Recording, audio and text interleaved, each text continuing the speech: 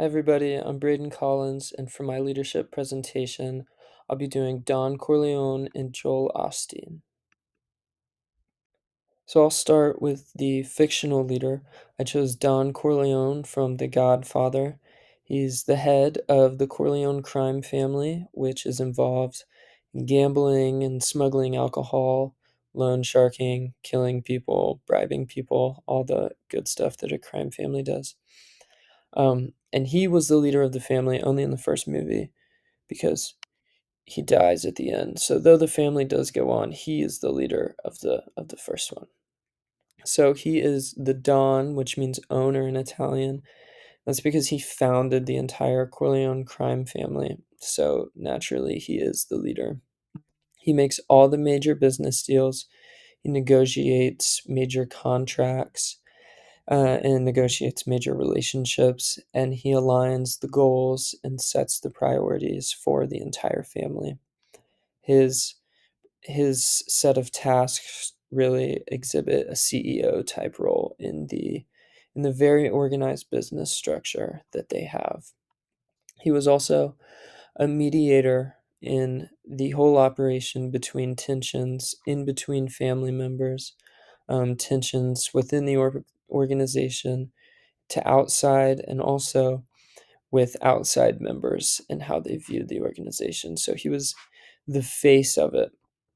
So, from all of these things, he is a paternalistic leader. That is because he's literally a father figure to the boys, his four sons that work in the crime family. But he also is somebody that everybody in the movie goes to when they need help and when they need guidance. So, out of the ones that we discussed, he's truly a paternalistic leader. Next, going to my real life example from the book, I chose Joel Osteen. Joel Osteen is a businessman based out of Houston, Texas, and he's estimated to be worth about $50 million. In 1982, he founded a telemarketing service, which today generates $80 to $90 million annually.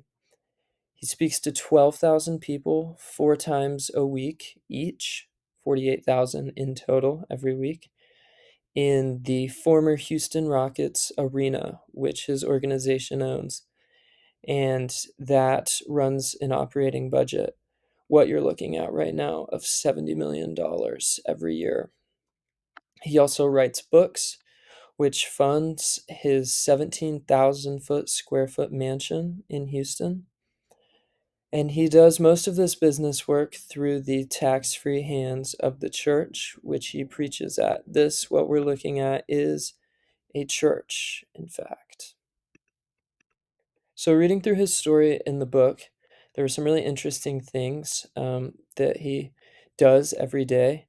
And one thing that I notice is that he practices a lot of self control and self regulating techniques, and he's very in tune with himself and his emotions, which make him really stable, which would make him a really easy person to work under every day.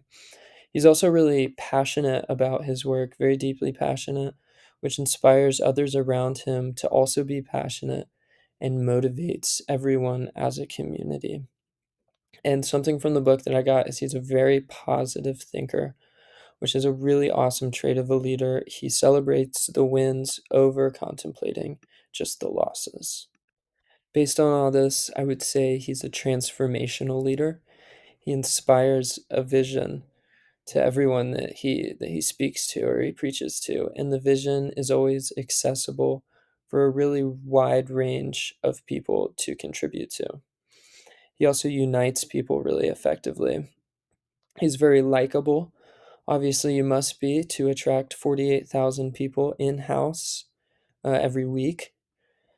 And he also promotes a really positive self growth narrative, which inspires people to take small actions every day to improve themselves that will eventually add up over time. So I would say this is very transformational of him.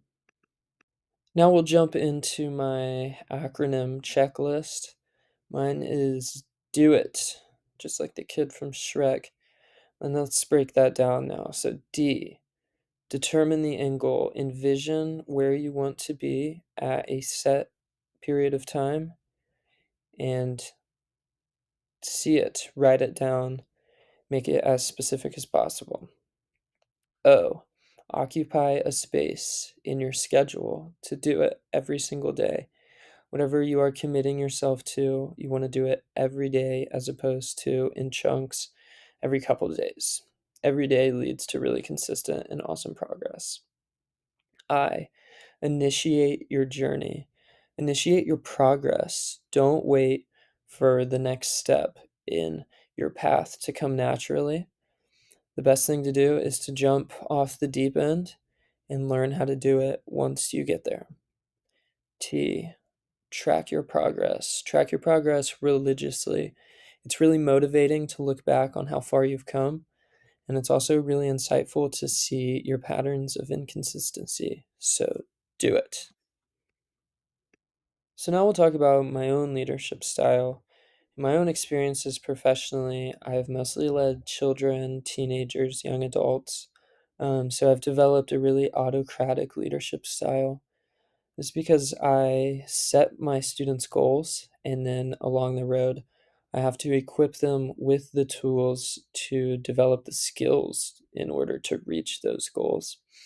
So they can't do their own thing. I have to be really micromanaging. I have to be really hands on to make sure that they're progressing in a way that I think that they are.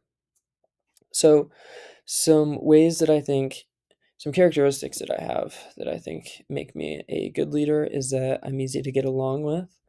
I believe that the well being of everybody on my team contributes to how good the atmosphere is. So I try and be as genuine and as positive as possible when I can be. And I also recognize my own lack of knowledge and my own mistakes that I make. I think when a leader can be forthcoming with their shortfalls, it can make everyone else more confident to make mistakes and to be honest with their own shortfalls. So I think those are things that really benefit me in teaching and leading places. So this is it. Thank you guys so much. I hope you were able to gain something from this. And here are my sources.